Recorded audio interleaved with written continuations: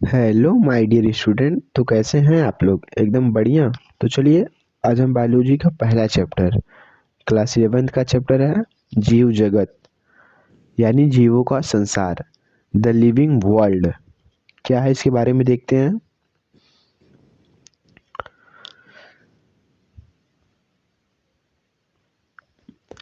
जीव जगत यानी जीवों का संसार।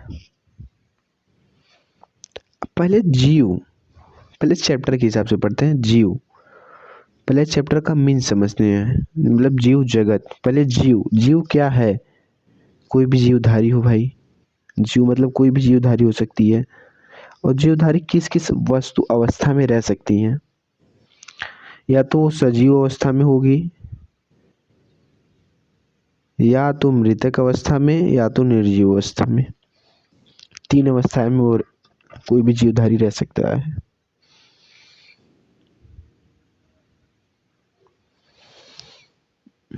कौन कौन से अवस्था में? या तो सजीव अवस्था में रहे, या तो मृतक अवस्था में रहे, या तो निर्जीव अवस्था में। तीन अवस्थाएं में रह सकते हैं।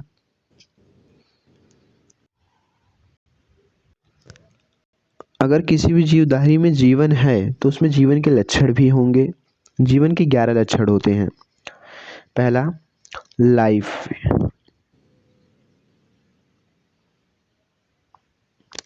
पहला लाइफ यानी जीव चक्र। दूसरा, प्रोटोप्लाज्म यानी जीव द्रव होना चाहिए उसकी कोशिका में, और उसका ग्रोथ होना चाहिए, उस जीव का ग्रोथ भी होना चाहिए, वृद्धि जिसे हम कहते हैं।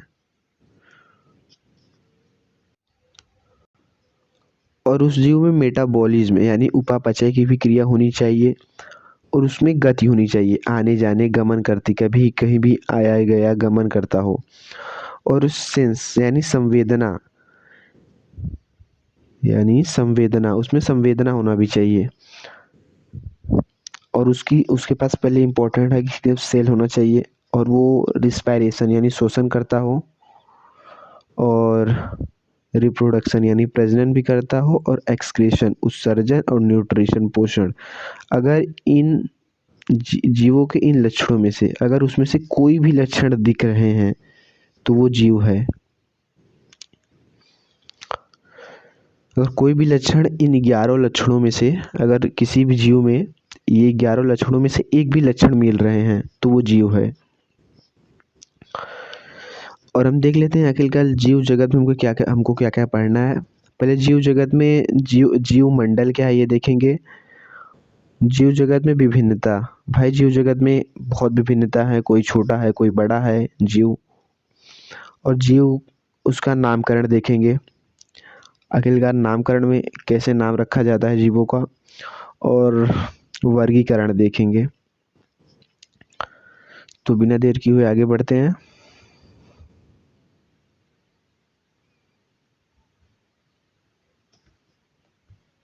यस,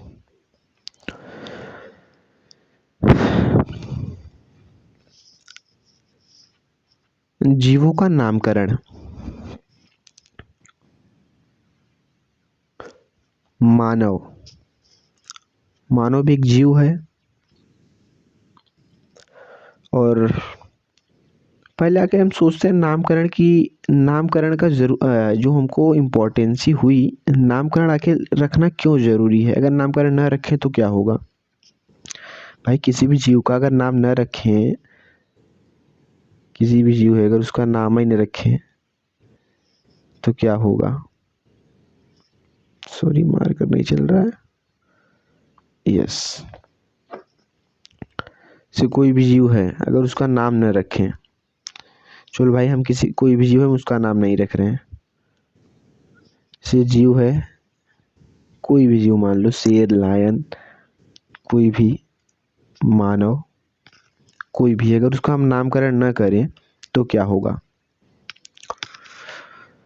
तो हम उसे घरेलू नाम से जैसे बुलाते हैं, मानव, मनुष्य, उसी के नाम से जानेंगे। पर लेकिन मानव को हम बस मनुष्य,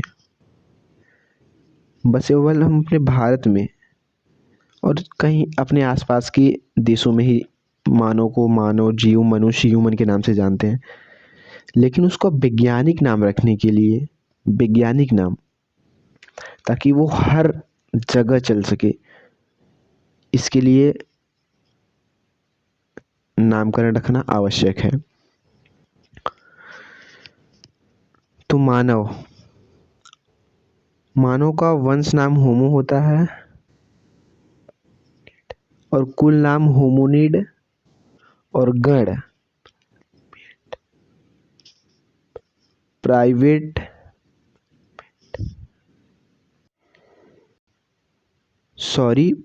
प्राइमेट होता है उसका गण नाम, और वर्ग नाम मेमिलिया, और संघ उसका कार्डेटा संघ का होता है वो, मतलब मानव जीव। अगर इसके जैविक नाम की बात करें तो इसका नाम होमोसैपियन होता है। अभी आपको ये थोड़ा नामकरण कम समझ में आ रहा होगा। अभी आगे हम इसके नामकरण के बारे में एक्सप्लेन में बात करेंगे, तो इसे छोड़िए, इसे जाने दीजिए। इसको हम, ये जो नामकरण है इसके, अभी हम इसको एक्सप्लेन में समझेंगे आगे।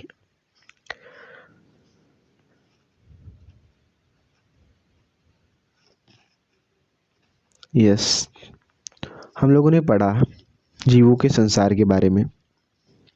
जैसा कि हमने आपको बताया था कि हम जीव मंडल के बारे में पढ़ेंगे, या फिर जैव मंडल। जैव मंडल क्या है,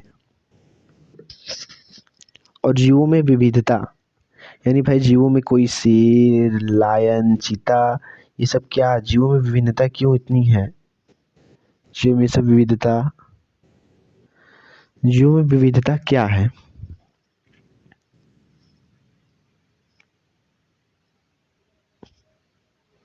तो चलिए देखते हैं जैव मंडल।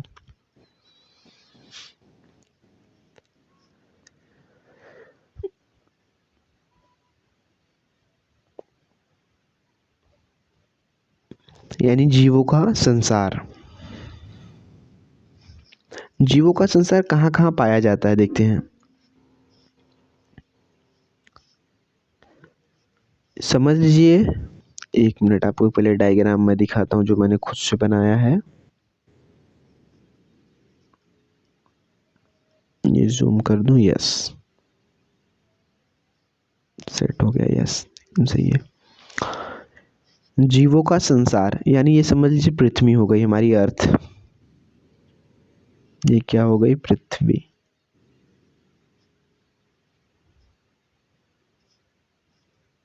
ये हमारी पृथ्वी हो गई यानी अर्थ। पृथ्वी में सबसे ऊंची चोटी ये माउंट एवरेस्ट होती है, ये समझ लो, ये माउंट एवरेस्ट हो गया। ये समझ लो, मैं इससे रंग दिया इसको, ये समझ लो, ये माउंट एवरेस्ट हो गया।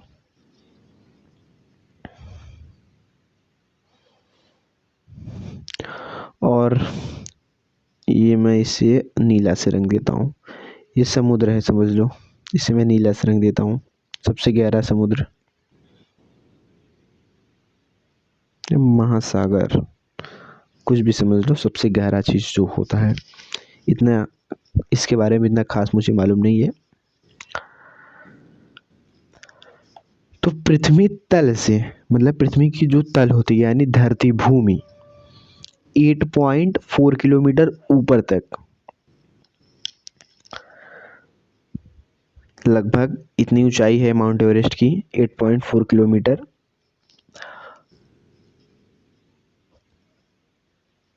वहां तक जीव नहीं होते 8.4 किलोमीटर तक, तब भाई जीव कहाँ तक होते हैं, जीव वाले पृथ्वी तल से ऊपर यानी 6 किलोमीटर तक जीव होते हैं। यहाँ तक समझ लो, ये 6 किलोमीटर तक का है तल, यहाँ तक पृथ्वी के तल तक 6 किलोमीटर तक आपको ऊपर तक जीव पाए पाए जाएंगे। पंछी, बाघ, सब ऊपर, जैसे कोई भी जो जीव ऊपर रहते हैं बस 6 किलोमीटर तक ऊपर रहते हैं। अब ऐसा क्यों है, ये आगे पढ़ेंगे बाद में। और पृथ्वी तल से नीचे अगर हम गहराई की बात करें तो मछली होती है भाई, बहुत चीज़, मछली, मेढक, बहुत चीज़ होते हैं जल में। तब जल में पृथ्वी की, ये समझ लो तल है, निचला तल, पृथ्वी के निचले तल से अगर नीचे, पृथ्वी के निचले तल से बात करें तो 8 किलोमीटर तक, यहाँ तक सपोज दैट, मान लो यहाँ तक 8 किलोमीटर है, तो 8 किलोमीटर तक पाए जाएंगे जीव बस। मतलब कुल मिला के, एक मिनट, यस, कुल मिला के जो पृथ्वी पर जीव पाए जाएंगे वो बस इसी जोन में पाए जाएंगे, ये इस इसी जोन में पाए जाएंगे, यानी 6 किलोमीटर ऊपर और 8 किलोमीटर पृथ्वी तल से नीचे।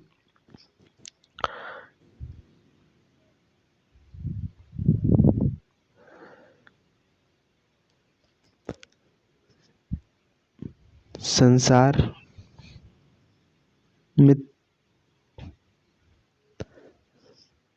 जो मिट्टी तल है उसे लिथोस्फीयर बोलते हैं, यानी स्थलचर, जो स्थल पे रहते हैं, हम लोग, गाय, ये सब जीव। और जल यानी हाइड्रोस्फीयर, जो जल में रहते हैं, अभी आपको मैंने बताया 8 किलोमीटर तक अंदर गहराई में। और वायु यानी एटमॉस्फेयर में जो जीव रहते हैं, नभचर, 6 किलोमीटर ऊंचाई तक रहेंगे। यही है हमारा, क्या है, जैवमंडल, यानी बायोस्फीयर। चलिए देखते हैं आखिरकार जैवमंडल क्या है, जो मैंने आपको नोट्स दिया था, नोट्स के अबाउट। और ये भी देखेंगे हम इसमें कि जीवों में विविधता, आखिर डिफरेंसी इतनी क्यों है, और विविधता का क्या कारण है, क्या फायदा है। चलिए देखते हैं आगे। इससे पहले हम जूम कर लेते हैं। जो मैंने आपको बताया अभी वही बताऊंगा, वही नोट्स दे, वही यही नोट्स भी दूंगा मैं आपको।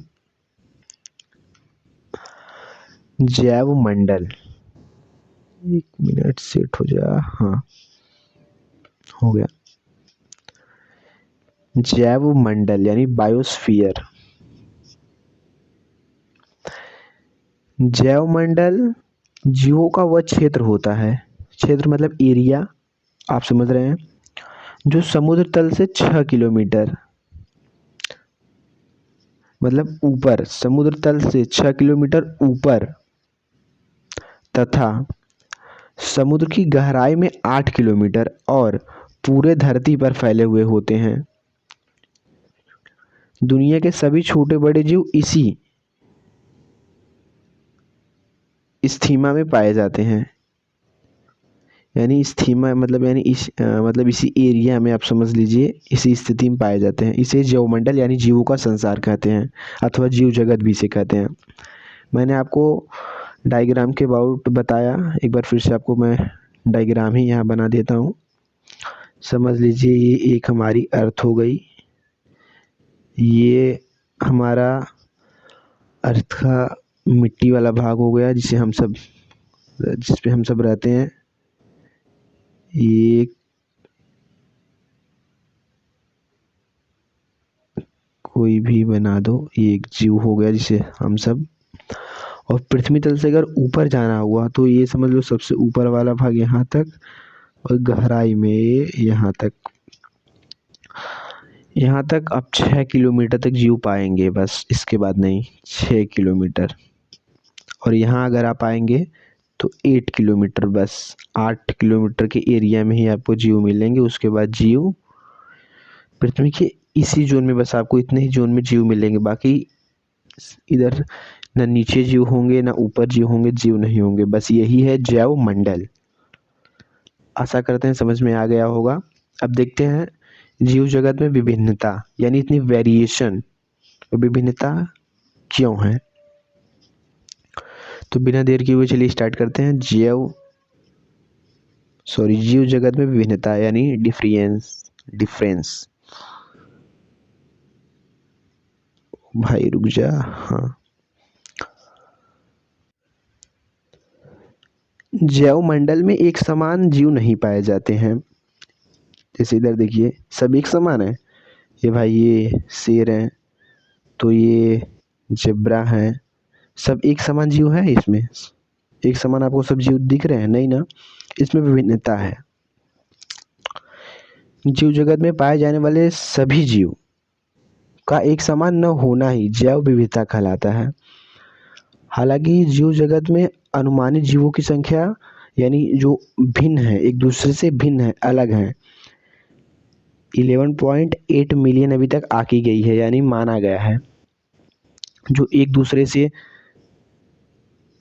एक मिनट, हाँ, जो एक दूसरे से रंग, आकार, रूप, कार्य में भिन्न है, मतलब एक समान नहीं है। ऐसे सभी जीवधारी को पहचानने के लिए एक नाम की आवश्यकता होती है और जीवधारियों का नाम उनके लक्षण के आधार पर रखा जाता है। अब यहाँ बात स्पष्ट हो गई कि जीवधारियों का नाम करना कितना आवश्यक है। अब आपको समझ में आ गया होगा कि जीवधारियों का नाम रखना कितना आवश्यक है। आपको एक बार की मैं बात बताता हूँ, जीवधारियों का नामकरण रखना कितना आवश्यक है। जैसे देखिए, एक बार इंडिया का आदमी, ये समझ लीजिए हमारा अर्थ हो गया, इधर समझ लीजिए हमारा इंडिया हो गया, सॉरी मैप बन नहीं पा रहा है, समझ लीजिए, मान लीजिए ये हमारा इंडिया हो गया, ये समझ लीजिए इधर अमेरिका हो गया। तो एक बार इंडिया का आदमी अमेरिका गया,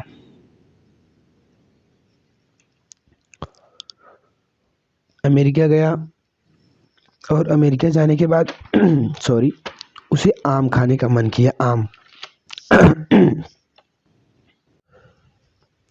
सॉरी गला सूख जाता है। एक बार उसे आम खाने का मन किया तो वो गया, बोला कहीं भी दुकानदार के पास गया, भाई मुझे आम दे दो। अब वहाँ कोई आम जानता ही नहीं भाई, तो उसे मतलब उसे क्रोध लग गया, तो वो चला गया इसकी कंप्लेन लिखवाने कि मैं आम मांगा, मुझे आम नहीं मिला। वो मार्केट में गया, आम लिया, कोई आम दे ही नहीं रहा था, वो समझ नहीं पा रहे थे वो क्या मांग रहा है। तो वो चला गया, कंप्लेन कर दिया भाई। अब बात बढ़ गई, अब बात हाई कोर्ट तक पहुंच गई, तो उसको भी बुलाया गया, भाई आपने आम क्यों नहीं दिया। तो उसने बोला कि ये आम मांग रहे थे और आम क्या होता है हमको मालूम ही नहीं।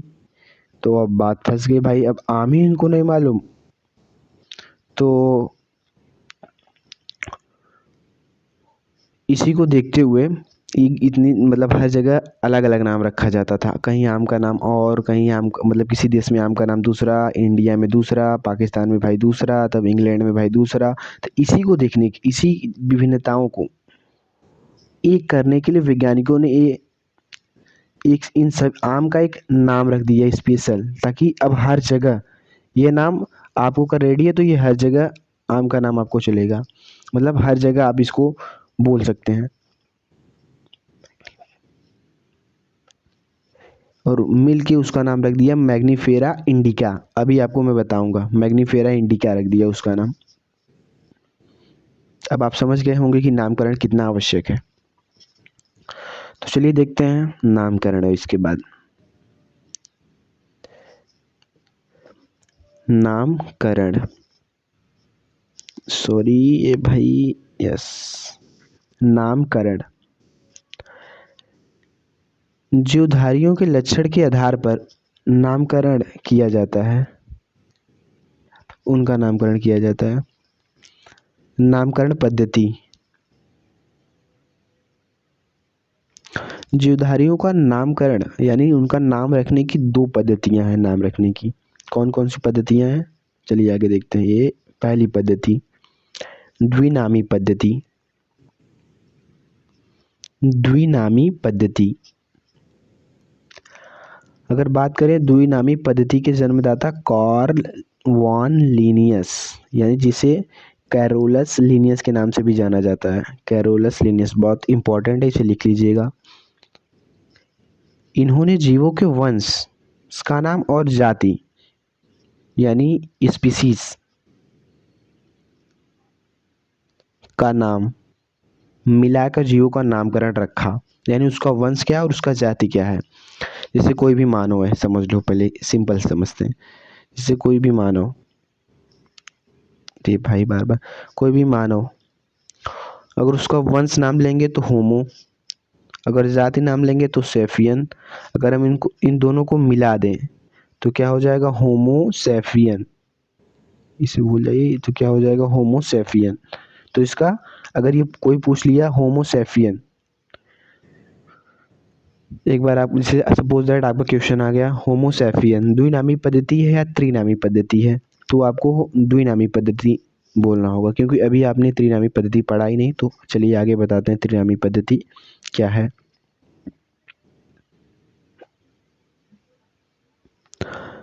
होमो सेफियन मानव का नाम होगा द्विनामी पद्धति से। ये इंपॉर्टेंट है, द्विनामी और त्रिनामी पद्धति आपको बहुत इंपॉर्टेंट है इस चैप्टर में। तो चलिए अब त्रिनामी पद्धति देखते हैं। 1 मिनट इरेज कर दें पहले हम।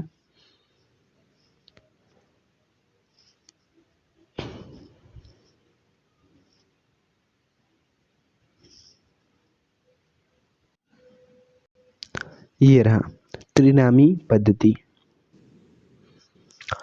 ये द्विनामी पद्धति में अगर किसी भी हम जीव का नाम रखते थे तो कैसे रखते थे, पहले उसका वंश ले लेते थे और उसका जाति नाम मिला के रख देते थे। यानी अगर सपोज लोग मानव का लिया तो होमो और प्लस सेफियन, होमोसेफियन रख देते थे। और आपको मैंने आम का बताया था, आम का अगर वंश नाम लेंगे तो होगा मैग्नीफेरा और जाति नाम लेंगे तो इंडिका।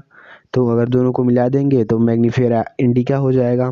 ये तो द्विनामी पद्धति की तरफ से हुआ, ये तो द्विनामी पद्धति के हिसाब से हुआ। अब त्रिनामी पद्धति भाई क्या है, त्रिनामी पद्धति में किसी भी जीव का नाम करते समय पहले उसके वंश का नाम लेंगे, फिर जाति का नाम, इसी तरह फिर उसके बाद वैज्ञानिक वैज्ञानिक का नाम, संक्षेप में वैज्ञानिक। जैसे मानव मानव त्रिनामी पद्धति को लिन ने मतलब डिराइव किया था। तो मानव तो होमो सेफियन और उसके बाद वैज्ञानिक का संक्षेप नाम क्या होता है, कॉर्न लीनियस उनका नाम था। तो इसलिए बस संक्षेप नाम उनका लिन रख दिया गया, समझ जाएंगे। आम यानी आम का क्या होता है, मैग्नीफेरा इंडिका, वंश नाम मैग्नीफेरा है और जाति नाम इंडिका है और वैज्ञानिक नाम कॉर्लिनियस है। तो बस हम लिन रख देंगे, हो जाएगा, पूरा नाम नहीं लिखने की जरूरत, संक्षेप नाम लिखा जाएगा वैज्ञानिक का। तो आशा करते हैं द्विनामी पद्धति और त्रिनामी पद्धति समझ में आ गया होगा। और नामकरण, इसके बाद हम देखते हैं कि नामकरण ये होता क्या है। नामकरण की संस्थाएं, नामकरण की 2 संस्थाएं हैं। पहला ICBN यानी international code of international code of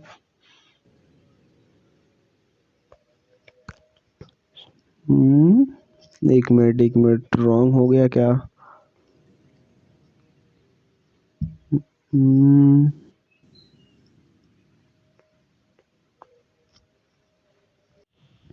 नहीं सही है, international code of botanical nomenclature,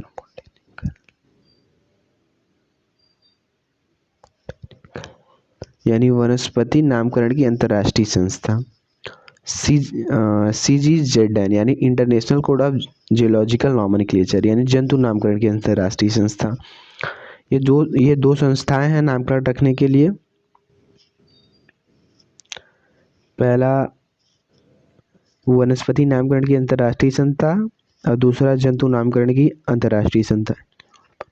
international code of biological nomenclature और international code of geological nomenclature 2 संस्थाएं हैं। अब वर्गीकरण देखते हैं, वर्गीकरण, क्लासिफिकेशन। आखिरकार क्लासिफिकेशन की आवश्यकता क्यों पड़ी, वर्गीकरण की आवश्यकता हमें क्यों पड़ी, मतलब समझ लीजिए, मतलब अलगाव, वर्गीकरण मतलब अलगाव की आवश्यकता हमें क्यों पड़ी, ये हम देखने जा रहे हैं।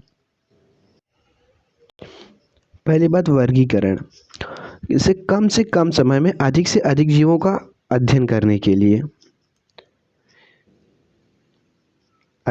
के लिए जीवों की समानता और असमानता के आधार पर भिन्न भिन्न वर्गक में व्यवस्थित करने की क्रिया को वर्गीकरण कहते हैं। ये तो मैंने नोट्स के अबाउट आपको बता दिया, आप समझाते हैं। वर्गक यानी टेक्सा क्या है, बस एक आप इसे शब्द समझ लीजिए, यहाँ आगे भी मैं आपको बताता हूँ कि वर्गक क्या है, यानी टेक्सा। जैसे वर्गीकरण अगर हम कर दें तो जीवों का अध्ययन करना हमारे लिए आसान हो जाता है। वर्गीकरण, क्लासिफिकेशन आपने क्लास 10th में जरूर पढ़ा होगा, मुझे उम्मीद है आपको मालूम भी होगा वर्गीकरण के बारे में। तो इसमें वर्गीकरण के बारे में बहुत संक्षेप में तो नहीं है, बस वर्गीकरण का डिफिनीशन और वर्गीकरण के कुछ पॉइंट हैं जो मैं आपको भी बता दूंगा। वर्गीकरण में जैसे किसी भी जीव का वर्गीकरण आप कर रहे हैं तो उसका वर्गीकरण आप कैसे करेंगे? पहले जाइए उसका देख लेंगे शारीरिक संरचना कैसा है, फिर उसका रंग रूप आकार अगर मिलता होगा तो एक वर्गक में रख देंगे, वर्गक यानी टेक्सा, एक टेक्सा में रख देंगे, एक जीव उसका हो गया।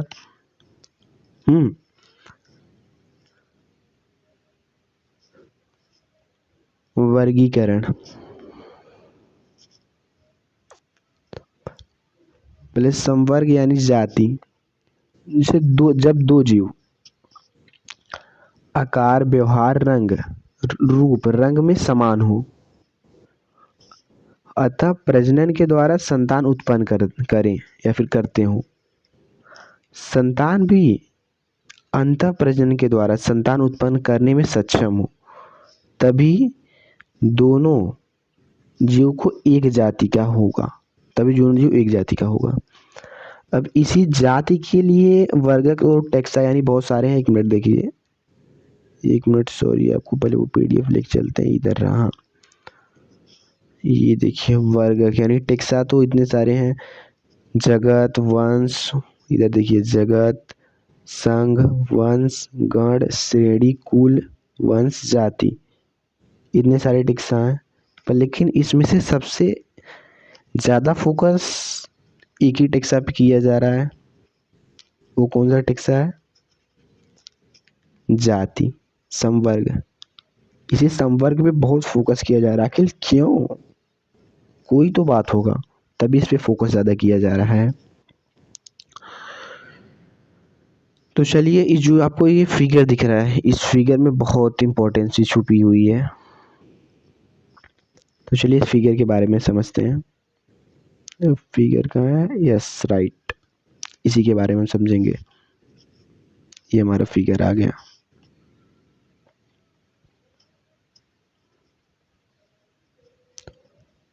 और नामकरण की संस्थाएं के बारे में आपको मालूम, जैसे मैंने आपको दो नामकरण की संस्था बताई। पहले कौन सी? वनस्पति नामकरण की अंतर्राष्ट्रीय संस्था और जंतु नामकरण की अंतर्राष्ट्रीय संस्था। जैसे देखो गधा, एक बार की बात है, गधे और घोड़े में भाई विवाद हो गया। क्या विवाद हो गया? कि भाई गधा बोला, जो गधा है ये बोला कि मैं भी तो तुम्हारी तरह दिखता हूँ, घोड़े की तरह, तो मुझे भी घोड़े की तरह सम्मान आदर और भोजन मिलना चाहिए।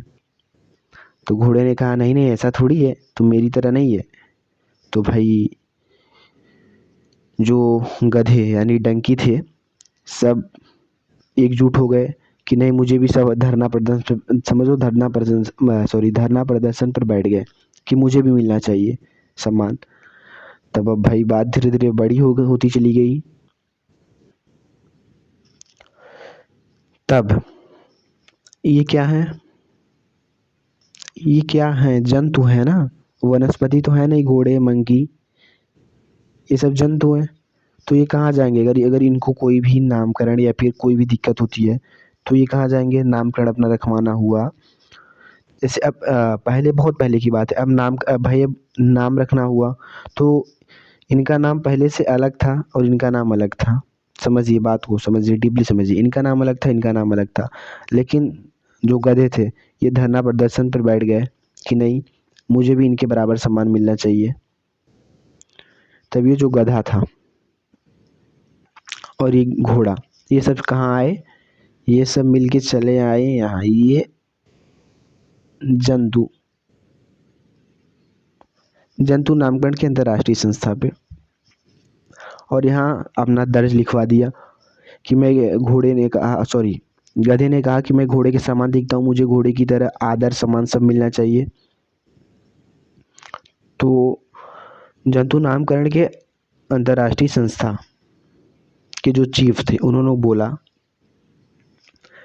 कि ठीक है बैठ जाइए, मतलब उन सभी को बैठाया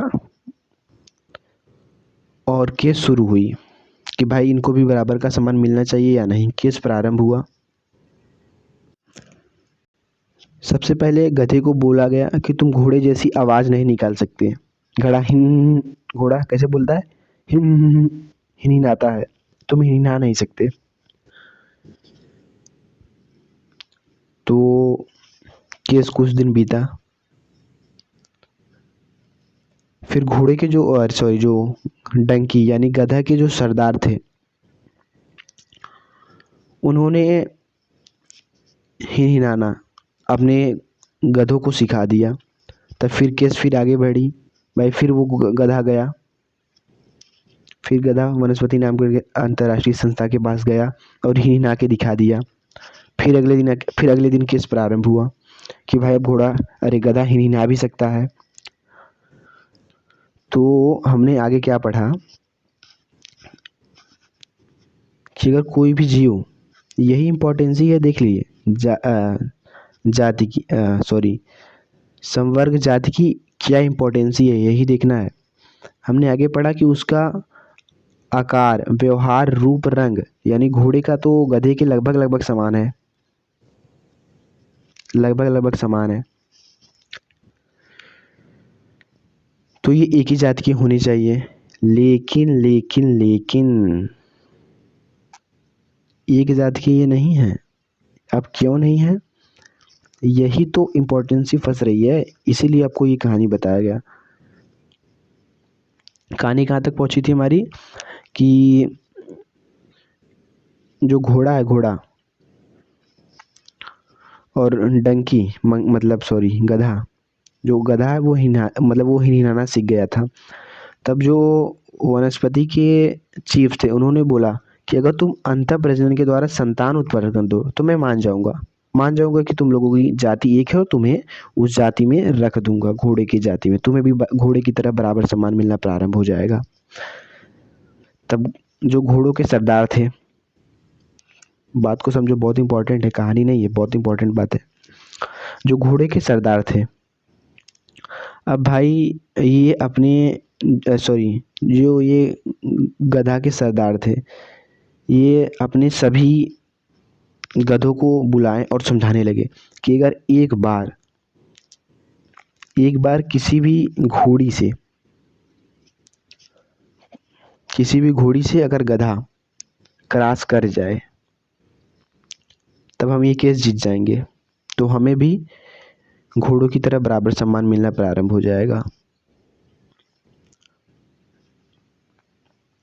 तब भाई उसमें से तब 6 महीने, 7 महीने, 1 साल बीत गए, सॉरी 7 महीने और 1 ईयर बीत गया। तब एक घोड़ी और एक गधा आपस में क्रॉस किए। इधर देखिए, एक गधा और एक घोड़ी आपस में क्रॉस किए तो पहली पीढ़ी में एक खच्चर प्राप्त हुआ। बस अब ये इसे तुरंत लेके चले गए जंतु नामकरण की अंतर्राष्ट्रीय संस्था के पास। अब बोलने लगे कि अब मुझे भी घोड़ी की तरह बराबर न्याय मिलना प्रारंभ हो जाएगा, क्योंकि हम लोगों ने एक संतान भी उत्पन्न कर दिया। अब भाई जो जंतु नामकरण के चीफ थे, अब उनकी सिट्टी फिट्टी गुल हो गई कि ये कैसे हो सकता है, ये तो प्रकृति के साथ खिलवाड़ हो गया। मतलब प्रकृति का इन लोगों ने विरोध कर दिया।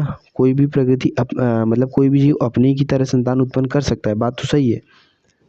तो अगर ये संतान उत्पन्न कर दिए तो यानी ये एक ही जगत के हो गए, सॉरी जाति के हो गए।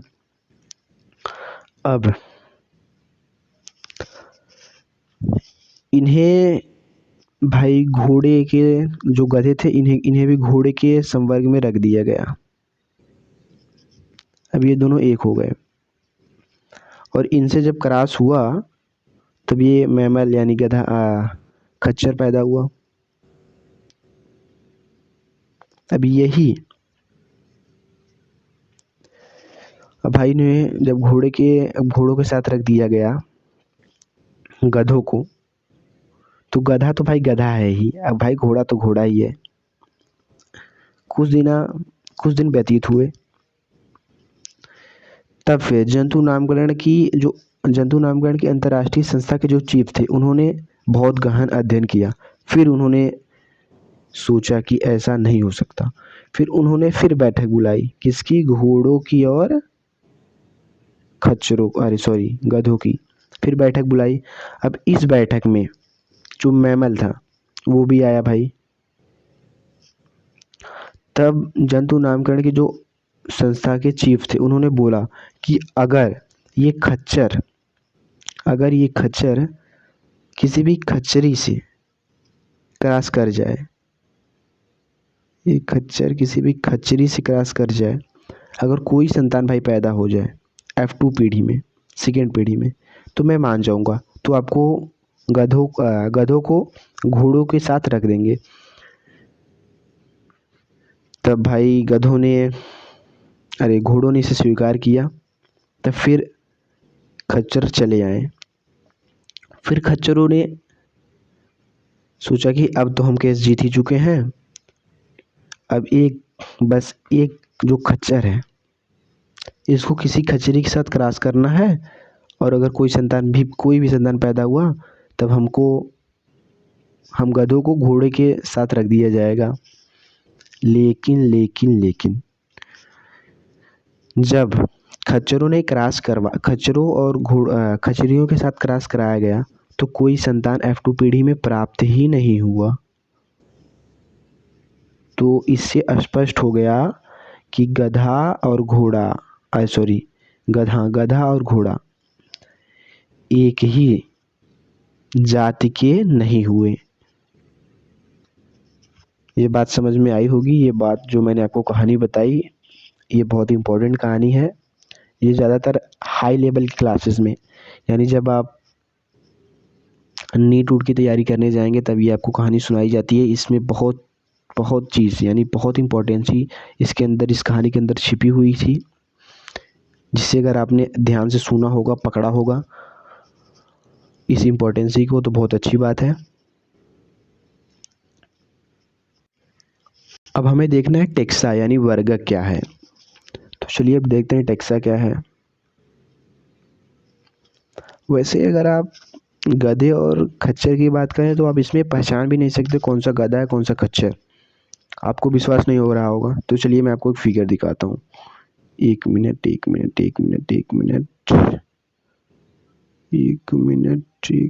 कहाँ गया फिगर भाई, ये रहा। आप इसमें डिफरेंस पहचान सकते हैं? एक मिनट, आप इसमें डिफरेंस पहचान सकते हैं? इसमें कौन गधा है, कौन घोड़ा है, कौन खच्चर है? आप घोड़ा, गधा, खच्चर इसमें से कौन है पहचानिए, एक बार कोशिश कीजिए।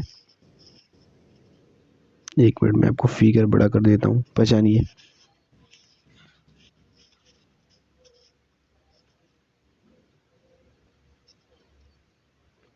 अब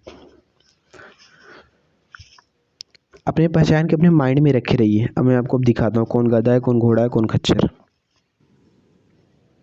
ये देखिए,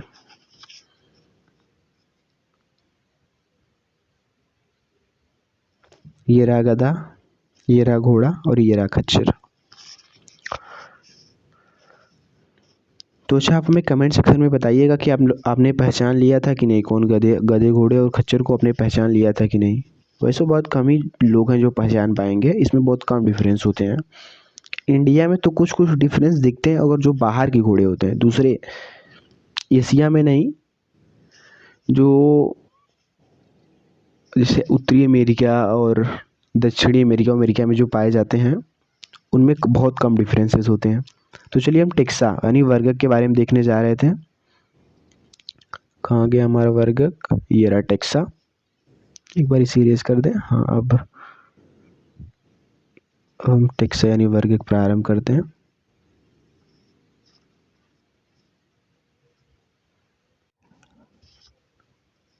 वर्गक यानी टेक्सा ऐसे जीव जो जीन रूप, दृश्य रूप में सर्वाधिक समान हो और आपसी प्रजनन में सक्षम हो। यही देखिए, अब जब पहले बात थी तो आपसी प्रजनन वाली बात नहीं होती थी, पर लेकिन जब गधे और घोड़े के बीच क्रॉस हुआ, जब खच्चर पैदा हुआ, तभी से आपसी प्रजनन वाली बात प्रारंभ हो गई। क्योंकि अगर आपसी प्रजनन वाली बात अब नहीं रखेंगे तो गलत हो जाएंगे, क्योंकि ये जाति की है ना। टेक्सा मतलब आप समझ, टेक्सा यानी वर्गक मतलब यही सब है। वर्गक मतलब यही सब वर्गक हैं। ये कौन से वर्गक है? जाति, उपजगत, जगत, उपजगत, संघ, वर्ग, गण, श्रेणी, कुल, वंश, जाति, यही सब वर्गक है। बस कोई पूछे वर्गक क्या है, बस इन्हीं सब का नाम ले लीजिएगा, यही सब वर्गक है। अभी देखते हैं जाति। जाति को मतलब कैसे हम पहचानें कि एक ही जाति के हैं? ऐसे जीव जो जीन रूप, जिनका जीन समान हो और दृश्य मतलब देखने में सर्वाधिक समान हो और आपसी प्रजनन में सक्षम हो, तभी वो एक ही जाति के होंगे, तभी वो एक ही जाति के माने जाएंगे। जैसे कुत्ता, बिल्ली, शेर, बाघ, गधा, घोड़ा, मानव, आम आदि, ये सब एक जाति के तो नहीं, लेकिन देखने में सर्वाधिक समान लगते हैं। आप देखेंगे तो समान लगेगा। अब बिल्ली और शेर को देखिए, सॉरी, बिल्ली और बाघ, जो उसके जो बाघ होते हैं उसके शरीर पे कुछ जो बिल्ली की तरह फिगर बना होता है, उसे क्या बोलते हैं? देहाती भाषा में चितकाबर, चितकाबर बोलते हैं ना, वैसे उस पे भी बना होता है, इस पे बिल्ली पे भी। और हम वंश, भाई कैसे पहचानेंगे कोई एक ही वंश के हैं? तो चलिए देखते हैं। ऐसे जीव जो जीन रूप में थोड़े से समान, थोड़े से भिन्न हो और दृश्य रूप में लगभग समान हो, किंतु आपसी प्रजनन में सक्षम हो, जो उनका आपसी प्रजनन करते हैं उनमें सक्षम होनी चाहिए वो, तभी वो एक ही वंश के कहलाएंगे। जैसे अगर तुमको एग्जाम्पल देखना है, कुछ कोई भी वंश ले लो, जैसे हम ले लेते हैं फेलिस, एक का नाम है डोमेस्टिकस, एक का नाम है टिग्रिस। डोमेस्टिकस, सॉरी, डोमेस्टिकस ये बिल्ली होती है और टिग्रिस ये बाघ होता है। मैंने आपको बताया ना, बिल्ली और बाघ अगर देखेंगे तो उसके शरीर पे जो होते हैं, जिसे हम देहाती भाषा में बोलते हैं चितकाबर, चितकाबर, वो बने होते हैं लगभग लगभग समान रूप से। और एक वंश का नाम है पेंथेरा, यानी इसमें लियो, लियो आते हैं, लियो शेर और टाइप की इसमें आते हैं, यही सब। तो जाति समझ गए भाई आपने, वंश समझ लिया। अब वर्गक यानी टेक्सा देखेंगे हम। इसके बाद ये हमारा लास्ट टॉपिक है, इसके बाद खत्म हो जाएगा हमारा ये चैप्टर। देखो भाई,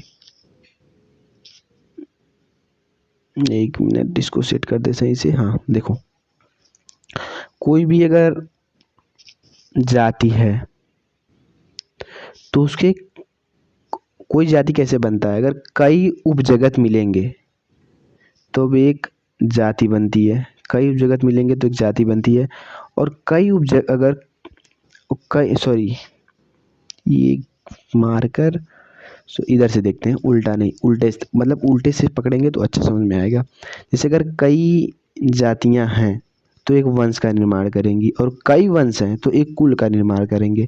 जब कई कुल मिलेंगे, सॉरी, जब कई कुल मिलेंगे तो एक श्रेणी का निर्माण करेंगे, और जब कई श्रेणी मिलेंगे तो गण का, और कई जब गण मिलेंगे तो वर्ग का, और जब कई वर्ग मिलेंगे तब संघ का, और जब कई संघ मिलेंगे तो उपजगत का, और कई उपजगत मिलेंगे तब एक जगत का निर्माण करेंगे।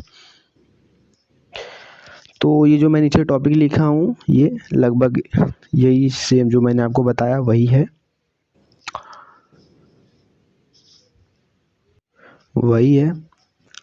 आपस में बहुत अधिक समान कई जाति के समूह से एक वंश का निर्माण होता है, और कई तरह के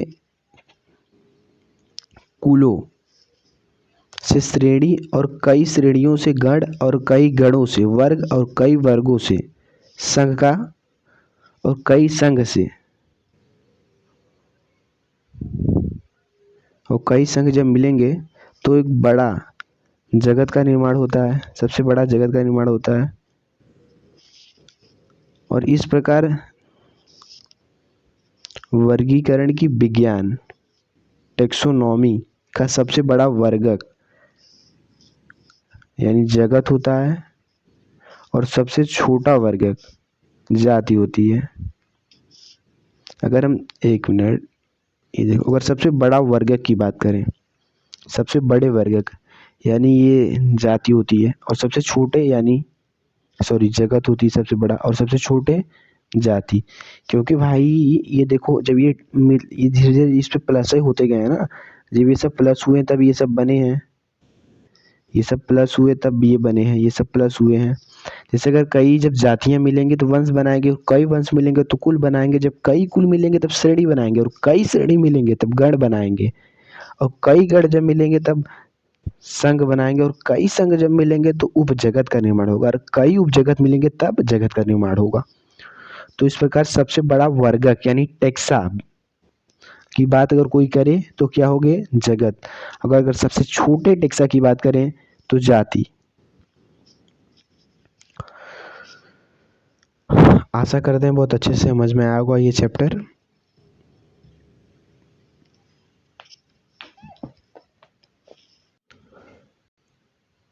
अगर आप नोट्स का पीडीएफ देखना चाहें, सॉरी पीडीएफ तो मैं आपको प्रोवाइड अभी नहीं कर सकता, अभी आगे चैप्टर में आपको पीडीएफ में प्रोवाइड कर दूंगा।